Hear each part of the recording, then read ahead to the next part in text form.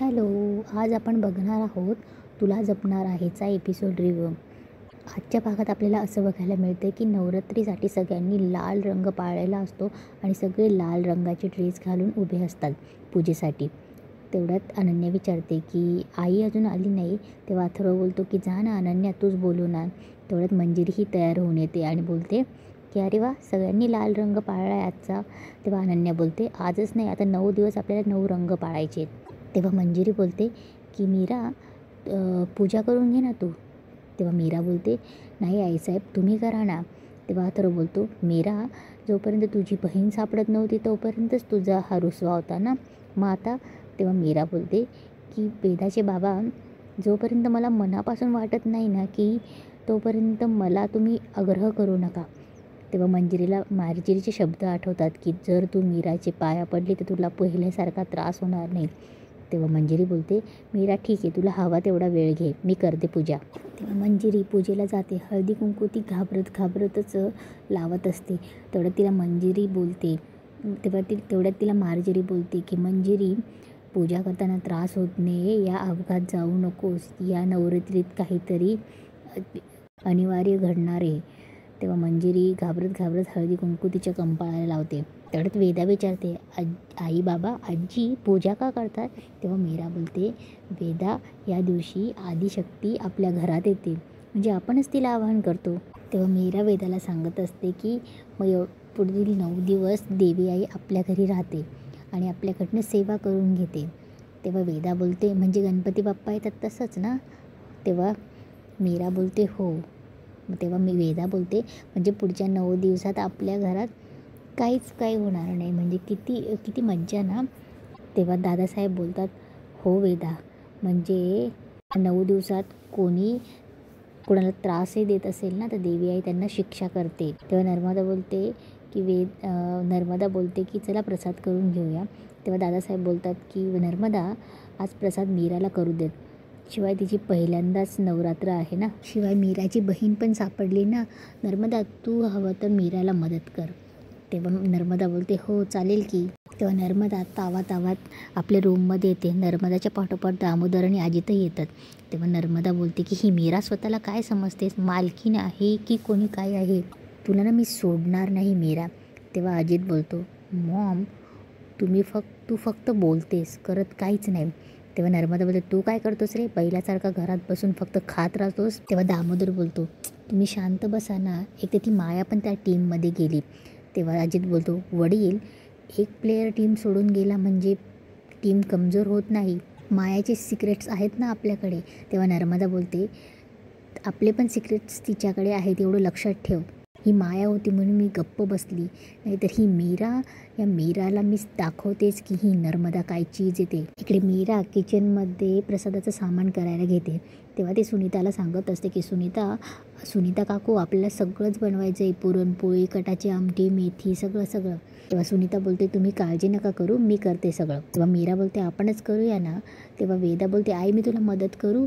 तेव्हा मीरा बोलते की तू तिथे शांत बस आणि बघ फक्त.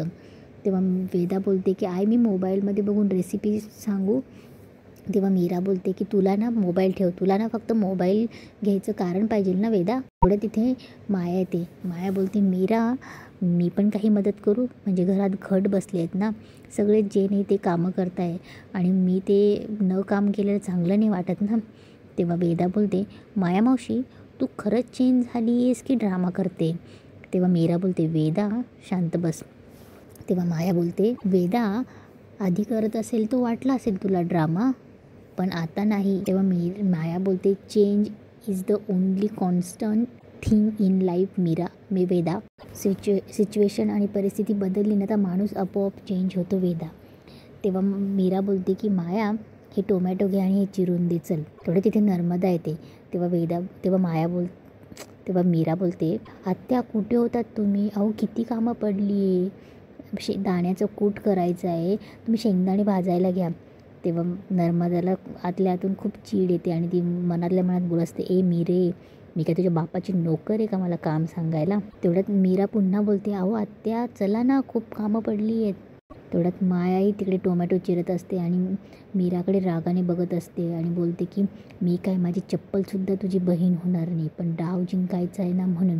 तेव्हा माया मुद्दामच नाटक करते. टोमॅटो चिरता चिरता ती हाताचं बोट कापून घेते आणि बोलते की मला लागलं.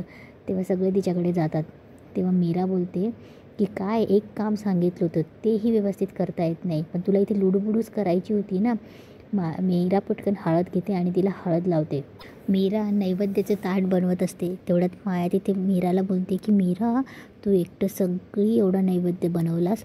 तेव्हा मीरा बोलते एकटीने कुठे माया, मी होती, सुनीता काकू होत्या, नर्मदा आत्या होत्या आणि तूसुद्धा होतीस ना. तेव्हा माया बोलते मी कुठे काय केलं, मी टोमॅटो चिरला, तो पण अर्धा. थोडं तिथे मंजिरी येते आणि बोलते अरे वा, नैवेद्य झालासुद्धा. तेव्हा नर्मदा पण येते.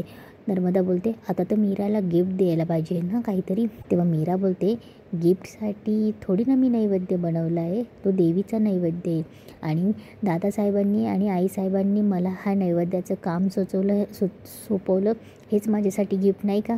तेव्हा मंजिरी बोलते मीरा रांगोळी काढायची. तेव्हा मीरा बोलते हो चला, मी काढते लगेच रांगोळी. तेव्हा तिथून सगळे जातात. नर्मदा किचनमध्येच थांबते. इकडे मीरा नैवेद्याचं ताट देवीच्या इथे घेऊन येते. दादासाहेब नैवेद्याचं ताट देवीसमोर ठेवतात. तेव्हा नर्मदाने काहीतरी केलेलं असतं नैवेद्यामध्ये. तेव्हा दामोदर तिला गुपचूप बोलतो की मीरा, नैवेद्याचं जेवण मीराने खावं असं वाटतं तुला आणि चुकून देवीनेच खाल्ला तर. तेव्हा नर्मदा बोलते गप्प बसा. तेव्हा माया नर्मदा आणि दामोदरकडे बघत असते.